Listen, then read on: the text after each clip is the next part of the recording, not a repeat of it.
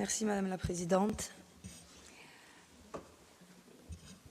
Alors, Monsieur le Conseiller exécutif, c'est un dossier sensible, attendu par les maires, vous l'avez dit, puisque vous laissez entrevoir une révision des modalités de soutien aux communes et EPCI depuis un moment déjà. La réponse que l'exécutif avait faite à cette Assemblée à l'automne était que la dotation quinquennale, pourtant au cœur du soutien au territoire, n'était pas, je vous cite, un droit de tirage automatique. Un changement d'appréciation sur un sujet qui fait pourtant l'unanimité depuis des années. Alors certes, ce n'est pas une dotation au sens légal, c'est une subvention émanant d'un règlement voulu par la collectivité et approuvé par l'Assemblée de Corse, sans que ce soit donc une obligation réglementaire pour vous. Dans la pratique, comment ça se passe? La DQ, c'est un budget global dont le montant est connu à l'avance, qui nous permet donc d'avoir une visibilité et budget dans lequel on pioche pour effectuer les investissements que nous avons choisis avec nos conseils municipaux. Un dossier sensible, disais-je, sur un engagement fondamental pris au début de la collectivité issue du statut JOX sous l'impulsion de Jean Badjogne. Ce règlement traduisait la volonté de dépolitiser l'aide aux communes, de définir un mode de calcul pour que chacune dispose de façon arithmétique d'un montant destiné à financer ces opérations.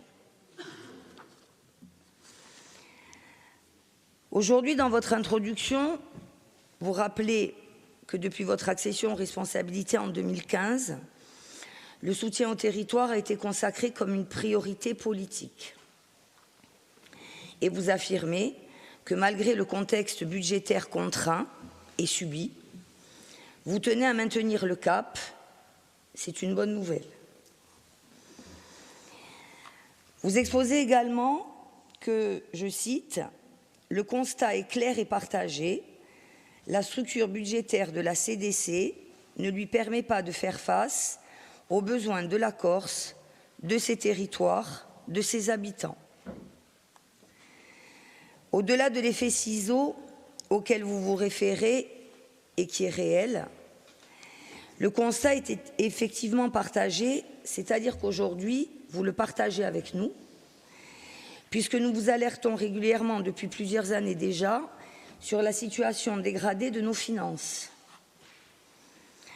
C'est une remarque que j'ai faite en commission des finances et il m'a été répondu qu'en temps d'abondance, on faisait moins attention et qu'aujourd'hui, la situation se dégradant, on était plus vigilant. Pourtant, Monsieur le Conseiller exécutif, gérer, c'est prévoir. Et si le souhait d'aujourd'hui est louable, il est un peu tardif. Vous me permettrez aussi de vous rappeler que pour la première fois depuis 30 ans, la CDC se retrouve sans règlement d'aide. Le dernier en vigueur étant tombé au 31 décembre dernier. Et on n'a pas, hélas, anticipé pour trouver une solution transitoire avant ce mois de mars.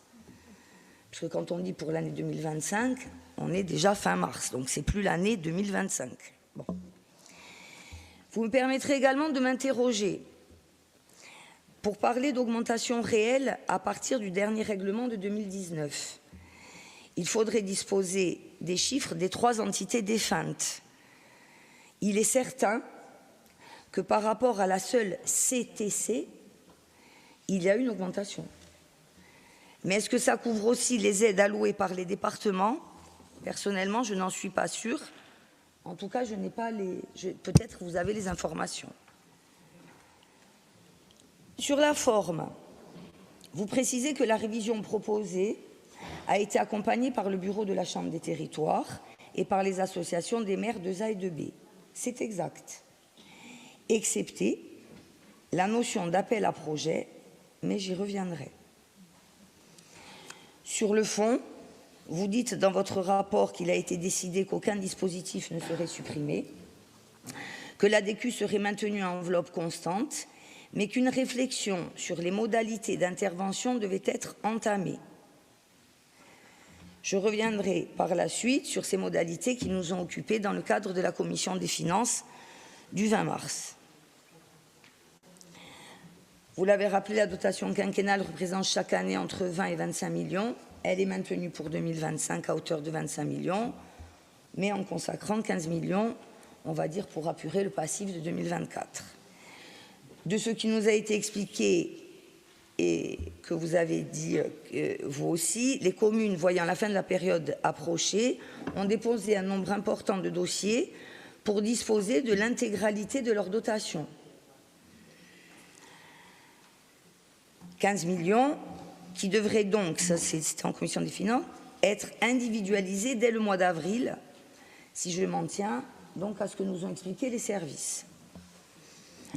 Cela signifie qu'en 2024,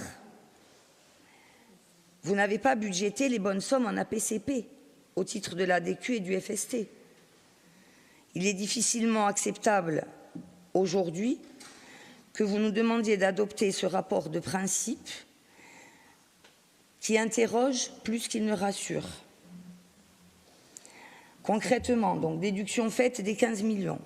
Il reste pour 2025 10 millions. Et c'est là, pour 2025, il reste 10 millions. Et c'est là que vous introduisez les appels à projets pour ventiler ce montant en disant prioriser les projets les plus mûrs. Pas plus de précision, si ce n'est qu'après adoption de ce rapport, la CDC précisera les modalités de mobilisation de l'enveloppe dans le cadre d'un appel à projet auquel les communes devront désormais répondre.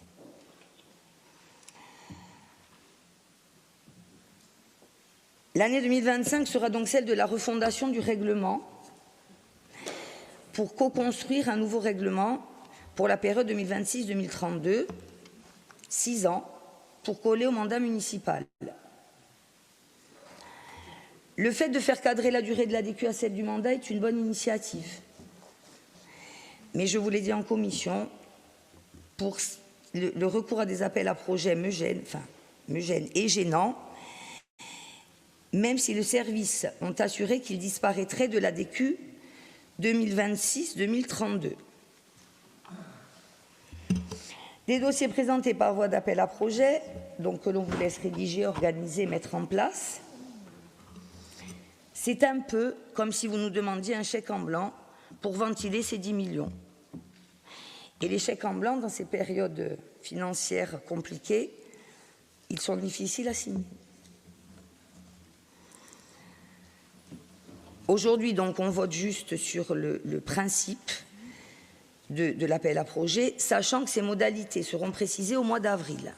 Et à ce stade, le doute grandit. Avril, c'est demain matin, après-demain. Dès lors, pourquoi ne pas avoir intégré ou défini ces modalités dans le rapport qu'on nous présente aujourd'hui? Ça aurait été beaucoup plus simple, beaucoup plus lisible et aurait engendré moins de doutes. Parce que la priorisation des projets se fera forcément en fonction de critères. Est-ce à dire que la CDC va décider en lieu et place du bloc communal de ce qui est structurant, urgent ou prioritaire pour lui? D'autre part, vous annoncez que les 10 millions d'euros financeront des projets matures. Et cela, nous pouvons l'entendre sans problème. Mais vous savez bien qu'un engagement d'exécution en 2025 pour un dossier déposé en 2025 est administrativement impossible. En conclusion, nous nous demandons quelle est la valeur ajoutée de ce rapport, si ce n'est, d'une part, de gagner du temps pour requalifier une année blanche en année de transition, et d'autre part, de nous annoncer tranquillement la fin de notre DQ sous la forme qu'on lui connaît jusqu'à présent. Et pour suivre les préconisations de notre déontologue, je relaie ici non pas mon inquiétude, mais celle de beaucoup de maires qui ne font pas partie de notre Assemblée. Pour finir sur une note positive, Monsieur le Président, Nous attendons de pied ferme le mois de novembre prochain pour, je l'espère, pouvoir voter avec vous le nouveau règlement d'aide envers nos territoires. Je vous remercie.